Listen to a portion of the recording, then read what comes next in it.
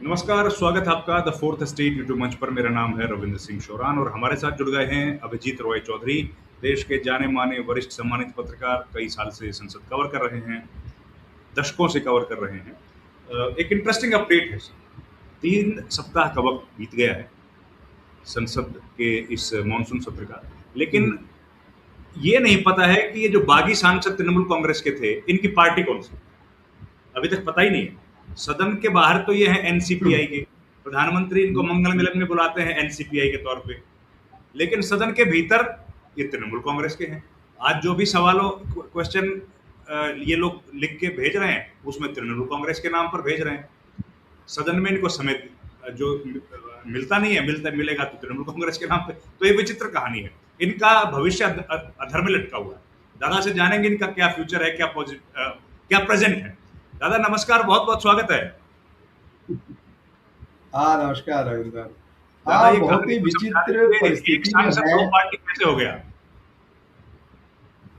नहीं नहीं, वो तो मैंने आपको पहले भी बताया था कि जो 20 रेबल है टीएमसी के, आज उनके सामने एक विचित्र परिस्थिति पैदा हो गई है। और जैसे कि उस सदन के अंदर टीएमसी आपने कहा, बाहर में एनसीपीआई है। और बेचारे के उनके कोई ना कोई गॉडफादर है आज के तारीख में। वो दिशाहीन है, वो दिशाहीन है। अच्छा, इसके पीछे और मज़े की बात ये बताऊँ कि अब ये ऐसा लग रहा है, ना ही मेरे को लग रहा है, ये स्वयं जो 20 सांसद हैं, उनके मन में भी ये बातें आ रही है कि भाई हमारा क्या भविष्य है।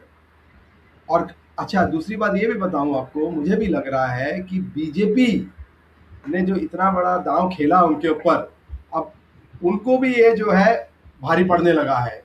हम्म। उनको भी ये भारी लग रहा है। क्यों मैं बताऊं भारी लग रहा है? अब हाँ। ये क्या है, 20 सांसद में जो 3 मुस्लिम सांसद है, अब बागी तेवर है। अब उनके बागी तेवर है। अब जो 20 में से अगर 3 को आप माइनस कर दीजिए, अब 17 बचता है। अब जहां वो टू 17 थर्ड हुआ नहीं। आता है तो हम्म, टू हाँ, थर्ड हुआ ही नहीं वो। वो एंटी एंटी डिफेक्शन लॉ का खतरा सता रहा है उनको। हम्म। और उन्होंने ये बहुत ही चालाकी से उन्होंने इतने दिन देखा, मई से लेके अब तक के, कि भाई हमारा भविष्य किस और है। उनको ये आहट हो गया है कि एनसीपीआई को जो मान्यता स्पीकर जो देने वाले हैं, उनको लग रहा है कि ये अब जो असंभव है। मुझे लग रहा ओ। है क्योंकि अब जो है एनसीपीआई को जो मान्यता देने वाली बात है, उस पर कोई बात नहीं कर रहा है। जैसे तैसे 13 तारीख का इंतजार है स्पीकर को, ताकि ये मानसून सत्र जो है निकल जाए। उसके बाद नवंबर में देखा जाएगा क्या होगा नहीं होगा। इस बीच जो डेवलपमेंट हुआ है, शिवसेना वाले चले गए हैं सुप्रीम कोर्ट। अब सुप्रीम कोर्ट ने नोटिस जारी कर दिया है स्पीकर ऑफिस को। अभी वो उसमें उलझे हुए हैं। उसके ऊपर कपिल सिब्बल जी, जो देश के जाने माने वकील हैं, राज्यसभा के सदस्य हैं, वो जो है एंटी डिफेक्शन लॉ के खिलाफ जो है, जो उसमें जो कमी है, त्रुटि है, उसको लेके खुद एक पिटीशन दायर किए हैं। पर इन पर्सन वो अपीयर हो रहे हैं। उसका भी सुप्रीम कोर्ट ने संज्ञान लेते हुए लोकसभा स्पीकर को नोटिस जारी कर दिया। अब ये है, अब स्पीकर ऑफिस जो है ऑलरेडी दो दो नोटिस की तैयारी में जुटा हुआ है। अब तीसरा जो है, किसी भी तरीके से मुझे जो लगता है, स्पीकर ऑफिस जो है कोई जोखिम लेना नहीं चाहता है एनसीपीआई को लेके। क्योंकि एनसीपीआई जो है, जो अंडर आर्टिकल 45A के तहत जो है, जो जो पॉलिटिकल पार्टी होती है, लोकसभा हो या राज्यसभा हो, उनको जो है, उनको सब पॉलिटिकल पार्टीज को अपना कॉन्स्टिट्यूशन जो है जमा करना पड़ता है। जी। वो एनसीपीआई को तो जमा है ही नहीं। ना उनके कभी कोई सांसद सदस्य है, कुछ भी नहीं है। और अभी जो है वो एनसीपीआई के सदस्य तो है ही नहीं, वो तो तृणमूल के है। ये जमा तो करना मुझे पड़ता लगता है है, स्पीकर ऑफिस में। हाँ, कभी ये एक एक परंपरा है। कोई भी पॉलिटिकल पार्टी है, कांग्रेस है, जितने भी पॉलिटिकल पार्टी के जो नुमाइंदे लोकसभा में है, राज्यसभा में है, उनको जो है कॉन्स्टिट्यूशन की कॉपी जो है देना पड़ता है, क्योंकि उनको क्योंकि वो प्रतिष्ठित और रजिस्टर्ड पॉलिटिकल पार्टी है, तो उनको देना पड़ता है। तो यहाँ पे तो कहीं है ही नहीं, एनसीपीआई का तो पता नहीं है, इनसे मांगा गया है। अब एनसीपीआई के अब जो है वो किस आधार पे दे, क्योंकि वो तो चुन के आए नहीं है एनसीपीआई के टिकट में, वो तो खुद अभी अधर पे लटक रहे हैं, उनका कोई भविष्य है ही नहीं। अच्छा, अब धीरे धीरे इस बात की भी वहाँ पे चर्चा चली है कि जो कुछ सांसद जो है इतना इम्पेशेंट हो गए हैं, अब वो बीजेपी के दामन भी थामना चाह रहे हैं। ये भी बताऊं, कुछ है उसमें 4 या 5, और बाद में नाम खुलासा करूंगा मैं, पर लेकिन अफसोस की बात है कि वो उसमें भी नहीं कर सकते। हाँ, वो तो 5 जन स्प्लिट होकर नहीं कर सकते ना। नहीं कर सकते। और इस बीच 20 में जो 3 मुस्लिम सांसद है वो बागी हो गए हैं, उन्होंने बागी तेवर दिखा दिया, उन्होंने स्पष्ट रूप से कह दिया ना, हम एनडीए में शामिल नहीं होंगे, एनसीपीआई समर्थन देगी, और साथ जो है मुस्लिम इश्यूज जो है उसमें हमारा नॉन नेगोशिएबल है, हमारा विरोध रहेगा। अगर कोई ऐसा बिल और ऐसा सरकार लाती है उसको हम विरोध करेंगे। आज आज मैं बता दूं, आज 3 सांसद जो है वो गृह मंत्री से मिले हैं, वो यूसुफ पठान, अबू ताहिर, वो सब मिले हैं। क्या 3:30 बजे उन्होंने, गृह मंत्री ने उनको, अमित शाह जी ने उनको 3:30 बजे मिलने का समय दिया था। इस बीच उन्होंने एक घंटे के बाद 4:30 पौने 5 बजे उनसे मिले हैं। इन्होंने अपनी बात रखी। बात क्या रखी? मुर्शिदाबाद के, अच्छा, ये जो तीनों सांसद है मुर्शिदाबाद डिस्ट्रिक्ट से आते हैं। अच्छा। इंटरेस्टिंग ये है कि मुर्शिदाबाद डिस्ट्रिक्ट ऐसा देश का ऐसा डिस्ट्रिक्ट है, वहां से 3 सांसद आते हैं। आपके तो ये दर्शकों के लिए बता दूं। मुर्शिदाबाद, बहरामपुर और जंगीपुर। हाँ, और जहांगीरपुर जिसमें प्रणब मुखर्जी लड़े थे। हाँ, जंग हाँ, और वो सारा जो है मुर्शिदाबाद डिस्ट्रिक्ट कहलाता है। हाँ, ओके। हाँ, आज आज जो है 3 सांसद मिले हैं, और उन्होंने स्पष्ट रूप से उन्होंने कह दिया गृह मंत्री को कि देखिए, जो राज्य सरकार जो जिस ढंग से कार्यशैली कर रही है वो उचित नहीं है। करीब उन्होंने ये कहा है कि हर मस्जिदों में लाउड स्पीकर उतारा जा रहा है, जबकि उन्होंने कह दिया है कि जो जो सुप्रीम कोर्ट का मानक है हम वो पालन कर रहे हैं, फिर भी जो है राज्य सरकार ज्यादती कर रही है। ये उचित नहीं है, कम्युनिटी में बहुत रोष है। तो ये आप इस चीज़ को देखिए। जो मुझे जानकारी मिली है सरकार ने की तरफ से, गृह मंत्री ने उनको आश्वासन दिया है कि आपने जो कंसर्न एक्सप्रेस किए हैं मैं इसको देखूंगा, और जो है मैं उचित, हालांकि वो तो सेंटर तो डायरेक्ट इंटरवीन कर नहीं सकता, लेकिन चूंकि उनकी डबल इंजन की सरकार है, और सभी जानते हैं पूरा प्रदेश देश कौन चला रहा है, तो इसलिए उन्होंने एक ऐसे व्यक्ति से जाके अपनी गुहार लगाई है। उन्होंने स्पष्ट कर दिया, एक एसआईआर के मुद्दे को लेके, और दूसरा ये मुद्दा उन्होंने कहा है कि एसआईआर में जिस ढंग से मुर्शिदाबाद जिले में बहुतायत में जो मुस्लिम वोटरों का नाम काटा गया है उसको भी आप देखिए।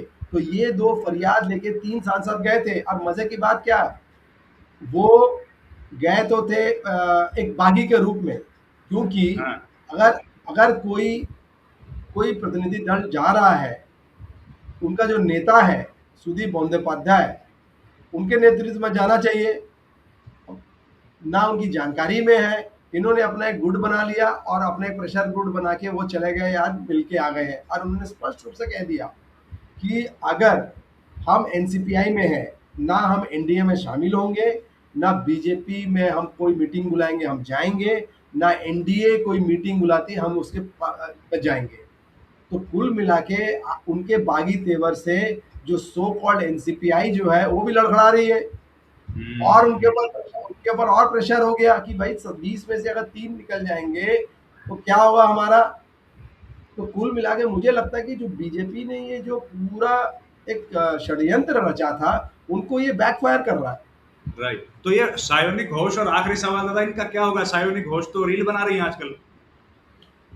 हाँ, जो खबरें आ रही है खबरें आ रही है वहाँ से, जैसे मैंने आपको एक हिंट दिया था, कुछ सांसद जो है वो ये भी तक के मन बना रहे हैं कि वो जो है बीजेपी में ज्वाइन करे।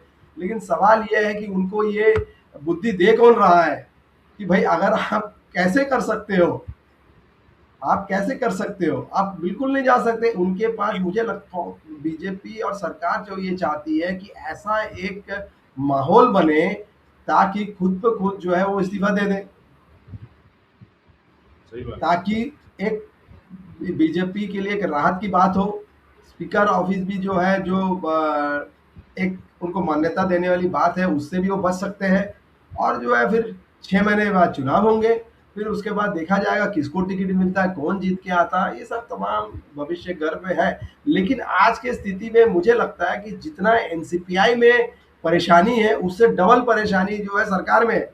सरकार हम्म, उनको फंस गई है, फंस गई, सही पूरी बात। पूरी तरीके से फंस गई है। बिल्कुल। ये मत समझिए कि ये चाणक्य नीति काम कर रहा है, चाणक्य नीति बैकफायर कर गया। अच्छा दादा, आखिरी सवाल, ये हम्म। सायोनी घोष और महुआ मोइत्रा ये लोग बातचीत कर रहे हैं क्या हाउस में? नहीं, बिल्कुल नहीं। दोनों पूरा पश्चिम है, दोनों महुआ मित्र के तलक मिजाज है।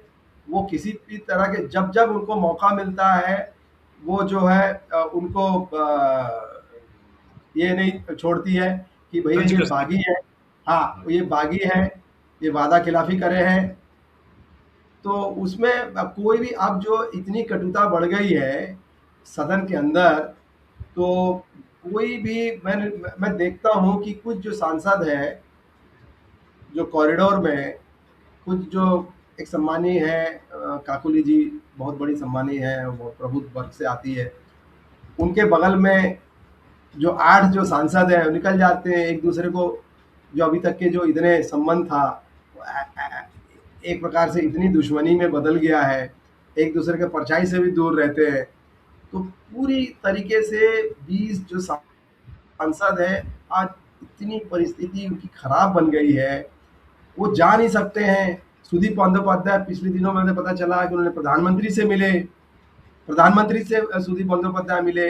हालांकि प्रधान, उन्होंने कहा कि हमने पूछा आपसे क्या प्रधानमंत्री से, पता नहीं, नहीं प्रधानमंत्री जी ने आश्वासन दिया कि आप अपने जो जो क्षेत्र में जो काम है आपका सुचारू रूप से काम होगा, आप उसकी सूची दे दीजिए, सारे आप अपने सारे सांसदों को आश्वासन दे दीजिए, आप लोगों का काम होगा, उसमें कतई नहीं नॉन निगेशिएबल, तमाम सारी बातें। लेकिन उनकी मंशा तो अपना डेवलपमेंट काम है ही नहीं क्षेत्र हम्म, में, उनको तो अपना अस्तित्व बचाना है।